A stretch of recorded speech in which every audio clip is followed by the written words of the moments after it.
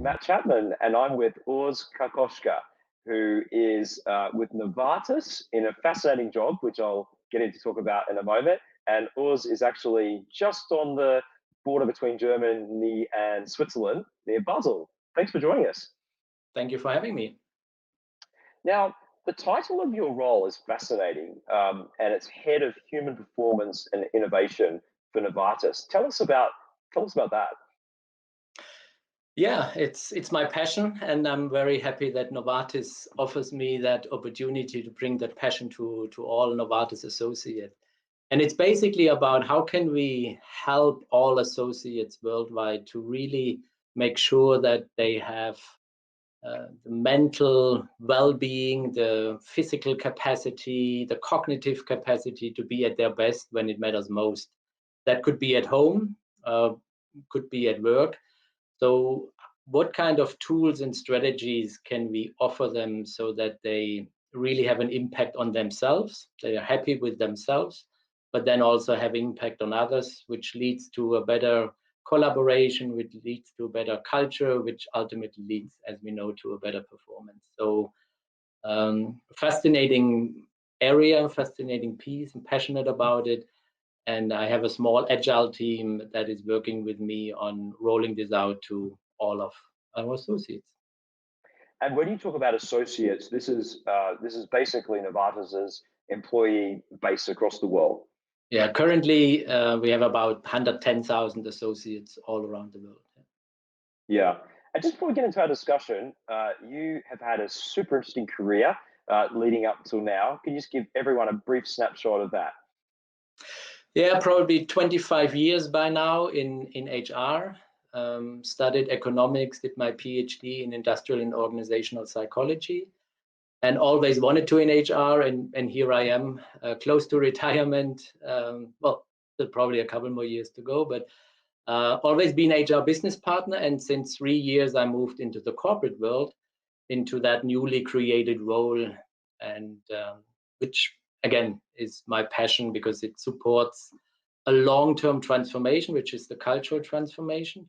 Whereas in the business, you mainly work on, let's say, day-to-day activities. So it was a interesting shift for me also from a career perspective.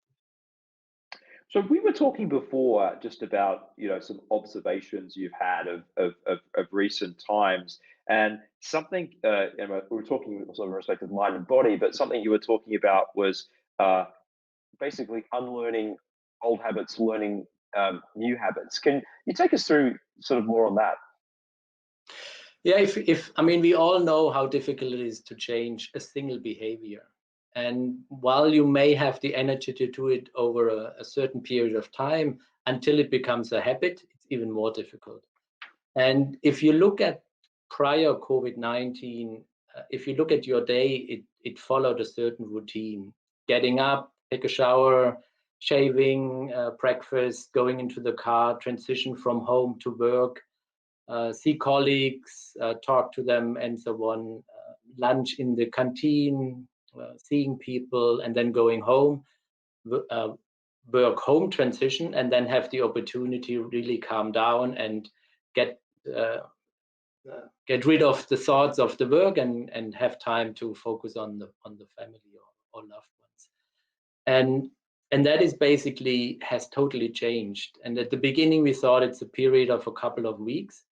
But if we are now real, it could actually mean for many people forever, because our new workplace could be your home.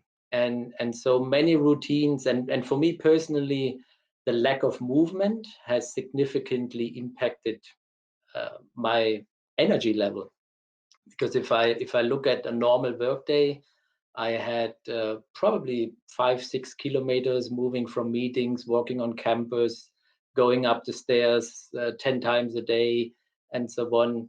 That is no longer existing because I just sit in the basement in my room and don't do any movement unless I strategically plan for it.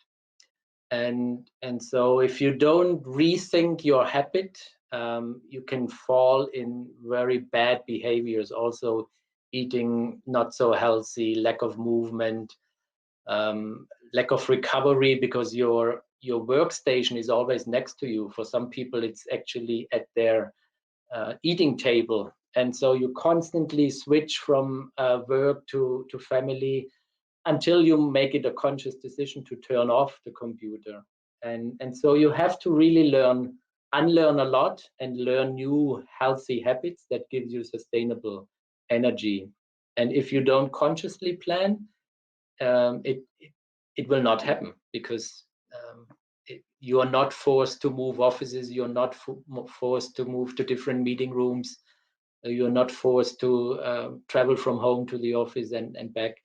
So it is quite a significant change that at the beginning we underestimated, I guess. Yeah, no, it's huge, absolutely huge. You also talked about a more inclusive-minded approach, and I guess diversity as well. Talk us more through your thoughts there. Yeah, I mean, in the past, you all meetings happened in one room, and then if one or two colleagues who, for whatever reason, weren't in Basel, had to dial in, it was always very difficult for them to contribute. And so the meeting happened in the room, and even sometimes at the end you forgot that you had two people on the call and you said goodbye, and then the people on the call said, "Ah, yeah, goodbye," and it was very exclusive of those people. And now we are all in front of the computer, and we all have the opportunity to contribute no matter where you are. So whatever topic you discuss, you can really pick and choose the experts and bring them together in one room. You have in MS Teams also the chat functionality. You have opportunities to have a whiteboard, a virtual whiteboard. You can do polls, so you can vote for different options. So it's a much more inclusive environment, and people who would normally be a bit more shy have the opportunity through the chat function to really contribute.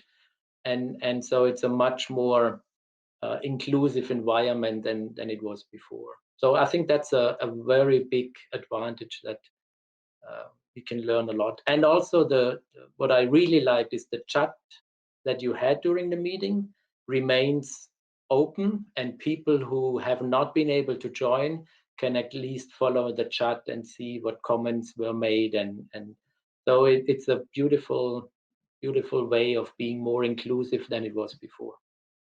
Yeah, I love this idea that people don't need to force themselves into a meeting or a situation, but they can catch up with it later on, and that we're open-minded enough to that.